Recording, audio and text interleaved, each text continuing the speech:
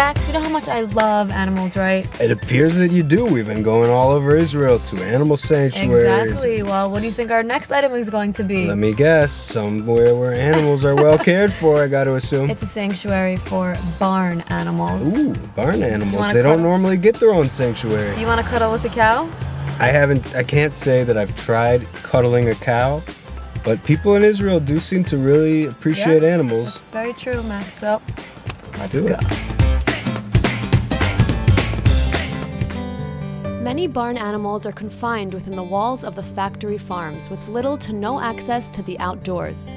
The factory farms fail to provide the animals with a healthy, stable environment and are often treated as a product rather than living creatures. One Israeli organization decided to take a stand and establish a farm for the animals which would serve as a sanctuary. The Freedom Farm is the very first of its kind in Israel. They're treated as beings deserving of respect and compassion.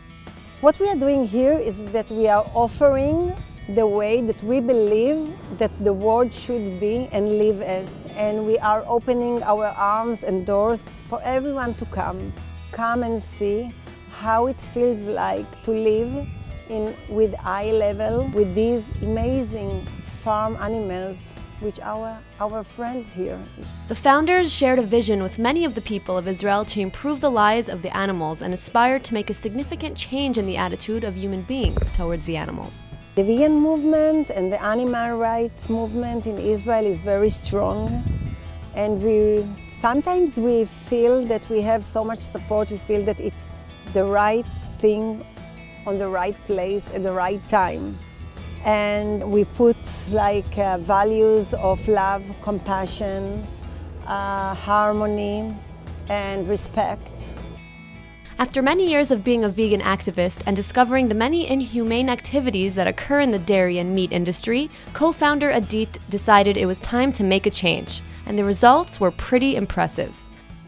Until today, don't know to tell you if I was more shocked from what I learned about the industries or more shocked from the reactions of my surrounding so precious people. And I understood that the education is so strong in so many generations that it must start there. The goal is not to shelter as many animals possible, but rather to educate the visitors on the welfare of the animals. What I really love about this place is that you could get so personal and interactive with all of the farm animals, and you can't really do that anywhere else. Right, yeah. These animals really love to be hugged and be loved by people. When they were in the other place before they came to us, they didn't know humans as sensitive, and now when they got here, they got to trust us and know our good side. This one, for example, Eden, he's in love with humans. Eden the cow was born prematurely in a dairy farm, and like all other male cows, he was going to be sentenced to the slaughterhouse. But because he was so small and frail, Eden was left unwanted. Thankfully, the founders of the Freedom Farm have taken him in to his new and permanent home. We took him in our hand, and we saw all the other calves stayed over there in the little cages. They couldn't even turn around. And this one got his freedom only because the dairy farm worker, she fell in love specifically with him. So he's the leftover of the dairy farm. And from that moment, because he was so loved from the first day, even though he was in these terrible conditions, he is very friendly and he loves people and he loves to be hugged. And when I go there on the fence and call him, Eden, come over here, Eden. So he runs toward me, and just to get a hug. This is what he wants. The animals are fed, sheltered, and loved by their devoted caretakers and receive the same love in return. He is 6 months old, and this one, Eyal, he is only 3 months old. Usually in the industry, they will be fed by butters for a month maximum, but we try to give them the support they want and they need it. They were separated from the mom in a day or maybe a few hours old. So this milk is a comfort for them.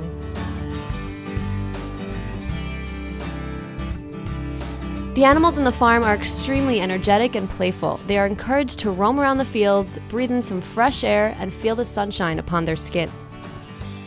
The Freedom Farm is still at its beginning stages of establishment, so what does the future hold for the barn animals? We plan to build more barns and to have more rescued animals, to bring schools every day and kindergartens, and to be open to the public over the weekends, because many people are following us over also Facebook. In Facebook we have also almost 500,000 followers, and people really want to meet these animals. And sometimes when they come over here, they start to cry because they follow their stories. So much suffer that happens in the industry, and these animals are our symbol of freedom and how we want the world to look like. And this is our vision, to build over here the world as we want to see it, that the animals and humans are in the same level and everybody treats each other with compassion and with love and harmony. We're really an organization that depends on volunteers and on donations, like every other farm animal sanctuary in the world. And we really call people to support everyone in their ability. Everyone that feels that this place is the platform for him or for her to spread themselves in any way is welcome here. We approach everyone we can and invite everyone who wants to join us, help us make this dream come true. We are already halfway through and we are close to the dream.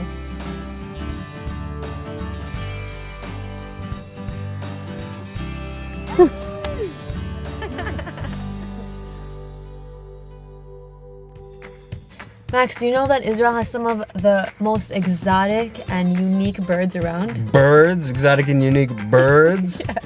What? Yes, birds, Max. So shocking. Birds from here in Israel, or? No, actually, during their migration, they pass by Israel since it's in the center of 3 continents. So. That's true. It's really an interesting thing. Are you excited? Birds are kind of tricky to film. They move really quick, and you can't I'm sure exactly. you can do it. You're a great cameraman. You think they'll be easier to work with than you? Let's find out. Let's go.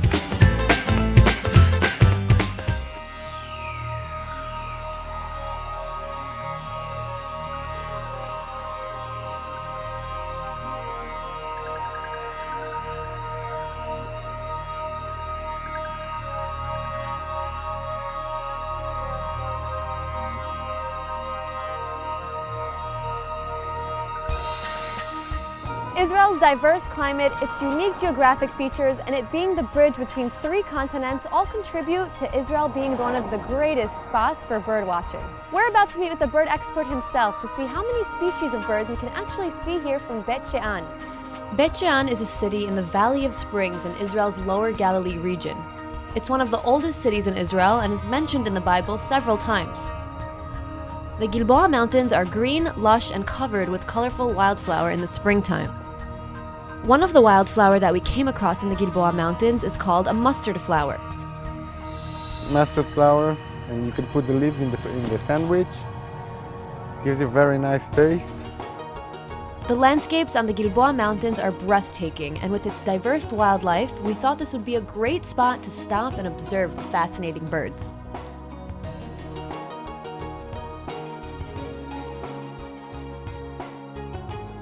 Lior, the professional birdwatcher, has been fascinated with birds ever since childhood.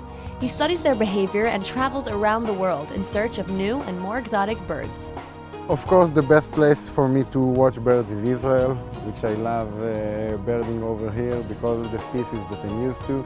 But we do get vagrants, birds that we don't get them every year. The thing in bird watching is that you can always have a surprise of species which you don't expect to see. Yeah, exactly. And this is what we are after, the bird watchers, the pro bird watchers, to see the new species and trying to find them. There are 550 species of birds that pass through Israel each year, 150 being local birds. The rest come from all the surrounding continents. Some come for the winter and some are summer visitors. Lior and I hopped in his car and began to explore. From Bet She'an Valley, nearly 300 species around here. Oh, But all year round, yeah? This is all year round. And how many did we see today so far? Probably we saw about 50. Israel is the only land bridge between Africa, Asia, and Europe. This leads to the migration of 500 million birds traveling throughout the country twice a year. 2 more places where birds are crossing from Europe to Africa. Soaring birds is in Gibraltar, Strait of Gibraltar, and in Bab el Mandab, which is in Africa. To get a closer look, Lior took out his scope and camera to take a few pictures. Turns out some of them came out pretty amazing. There we have one stork which is feeding there in the field. Have a look in the scope.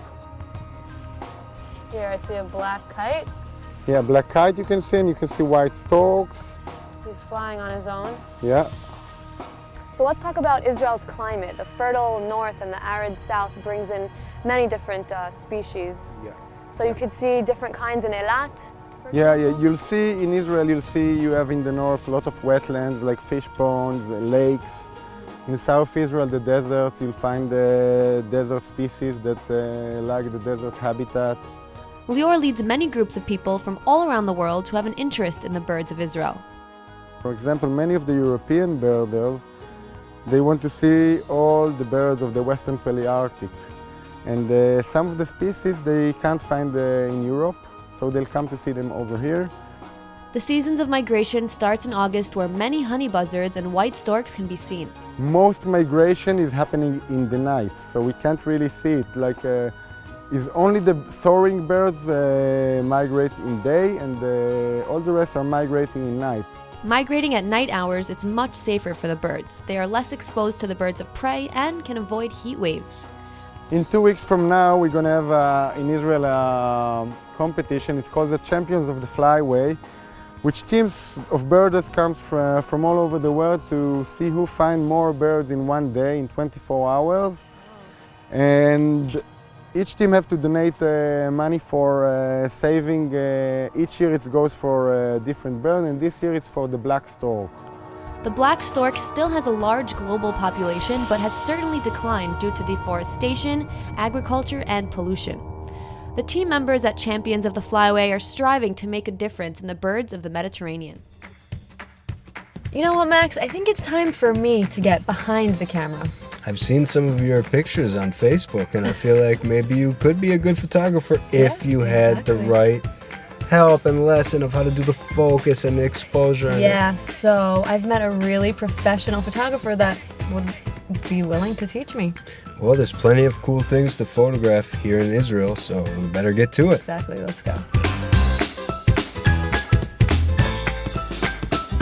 In the age of the smartphone, we are constantly either taking photos or sharing them, and if we're not doing that, we find ourselves surrounded by images, whether they're on social media, billboards, or advertisements.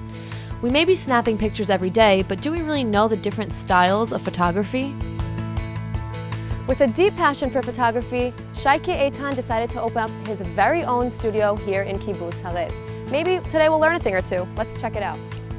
Situated outside the bustle of Tel Aviv, Shaike Eitan's professional studio is open for anyone interested in learning the art of photography. You offer many different workshops and courses for the people that have an interest in photography. Yes. Actually, the courses are from the beginners that don't have any clue about photography, maybe don't have a camera, and they want to start from somewhere. Through the people that wants to be a little bit professional and trying to share with my knowledge and my wisdom to the people that wants to know the secrets of photography. Courses are for those that want to improve their photography skills and unlock their creativity. And who better to learn from than the professional himself? I was a photographer for many big companies in Israel like Nuva, Osem, and Banks. Shaike offers a wide range of courses to choose from, including still life, wildlife, fashion, food, and more. I came here, I'm ready to learn all these different techniques of photography. What will we be doing today? Actually, we are just going out of the studio, just a few minutes away, and we are going to do a very magnificent landscapes of the area surround us. Okay, cool, let's do it. Let's go. There are many different styles and genres of photography. today we're going to capture Israel's natural landscapes. So we made our way into the hills of the kibbutz and discovered scenic views of the blooming wildflower amidst lush greenery. Since I've never quite been behind the camera, this might be a little bit of a challenge. We need to explore and to understand what is going to be in the viewer point of view.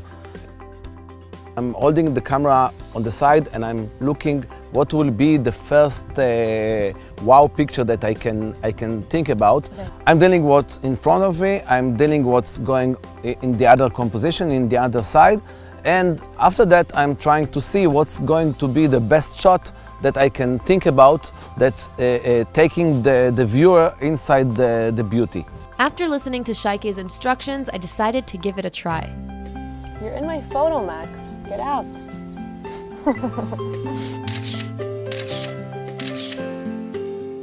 The goal was to capture an image in which we can captivate the viewer's attention and guide them towards the intended target.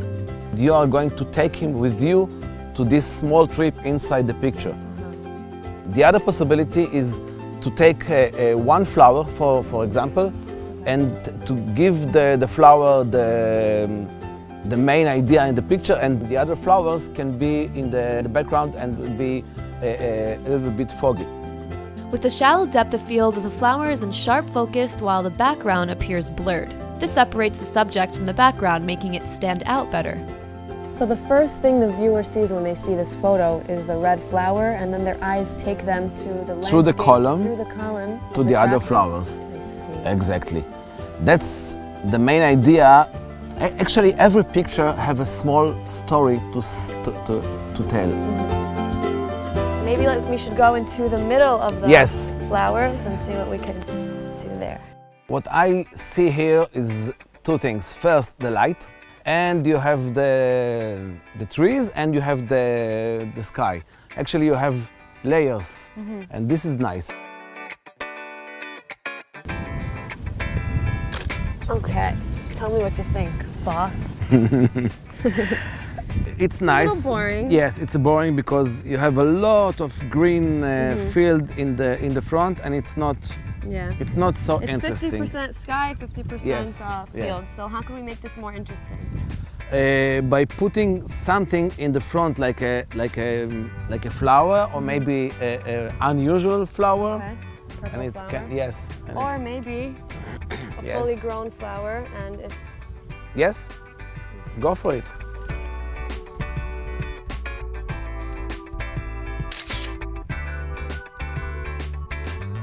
This is a strong picture than then the flower being in the middle. in the middle of the picture. You agree? The empty area is a strong area. When you are shooting things in a very, very low angle, you can see them very, very big and impressive. Most of the photo, maybe 80% of the photo, is the fields, Yes, and only 20% just a is the small piece of the sky, and because it's not important here, because what's I think it's important, it's the red and green and the yellow a little bit in the end of the picture. So a lot of what you're teaching us, we could apply it also to people that do not have these fancy Exactly, cameras. exactly. Do the same thing with focusing and composition with just a regular iPhone. Exactly. Actually, that's what we are doing. We are teaching people also to use smartphone a little bit smarter. All right, Maxwell, it's been a really long day. How about some food going? Hungry? Yeah. You know, there's so many different kinds of food to eat in Israel, and especially here in Tel Aviv, where there's so many kinds of restaurants. You got Indian food, you even have like things like Mexican food and Georgian That's the beauty food, of it. It's Russian not just Israeli food, so food, right? But today we're gonna try a unique type of food that, in a way, kind of is Israeli but isn't. There's an Ethiopian restaurant, I've heard and about it's that. actually like put on by Ethiopian Jews who actually have a pretty unique and rich culture and heritage. okay, So, cool. We'd like to try it. cool, let's check it out. Let's go.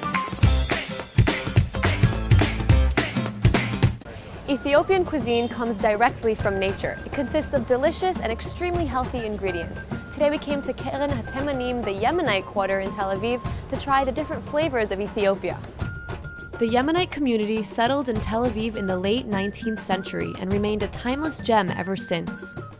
The locals prefer the area remaining exactly how it once was, as it is an escape from Tel Aviv's modern development. Amidst the calm, narrow streets is an authentic Ethiopian restaurant. Its strong culture is reflected in its food. רציתי באמת לתת ביטוי למטבח שבו גדלתי, למטבח שבו אני רגילה ושל ההורים שלי, של אימא שלי. ולהפוך את המטבח הזה לנחלת הכלל, זאת אומרת לכולם. The dishes served in the restaurant is unique to the country of Ethiopia. Its unique cuisine is rich with distinctive flavors and consists of a mixture of many different spices. In Ethiopian restaurant, you have a lot of spicy and different tastes, but you have a lot of them is spicy.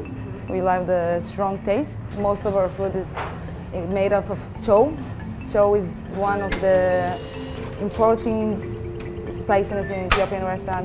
Is made up of 100 flavors of spiciness inside in one thing. The Ethiopian cuisine is commonly known for its spongy bread, which is the staple of their diet. It is eaten at almost every meal and is considered to be a superfood.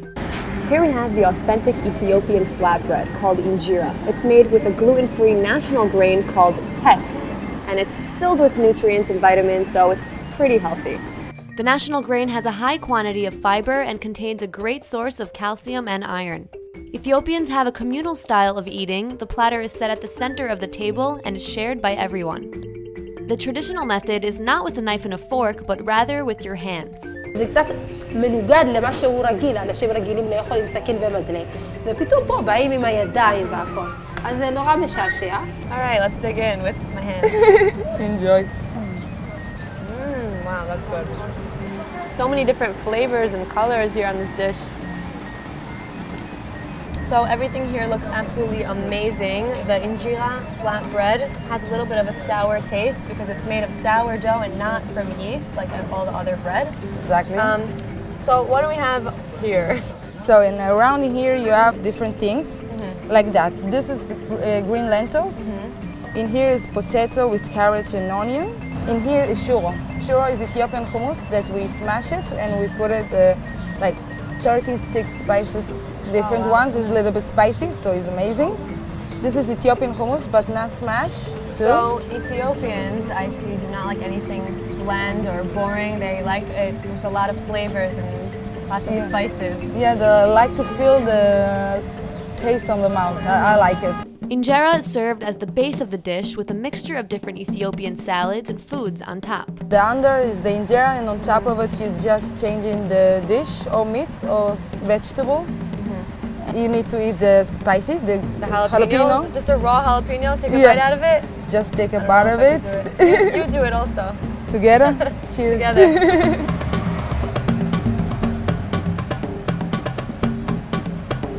Spicy. It's coming. I feel it more and more. And after that you need to take a bite from this and eat it. Let's get some Ethiopian food. That's spicy.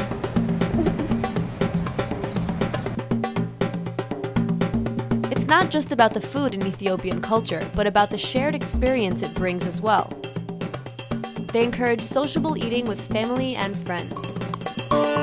ככל שעובר הזמן, אני מבינה כמה האוכל הזה הוא כל כך צריך להיות מוכר ונגיש לכולם, כי הוא אוכל בריא, טעים ואוכל מיוחד, שבאים פה אנשים ואוכלים ומלמדים אותם על התרבות שלנו ומלמדים להיות ליכודים ביחד, לא משנה צבע, דת, לאום, לא משנה, כולם פה אוכלים, זה של כולם ואין, לא משנה מי אתה, בא ליהנות, לאכול ולצחוק. Okay, that's it for us this week, folks. Thanks so much for tuning in with us here at Cruising Israel. Don't forget to catch us next time as we cruise Israel and show you the best Israel has to offer. Goodbye.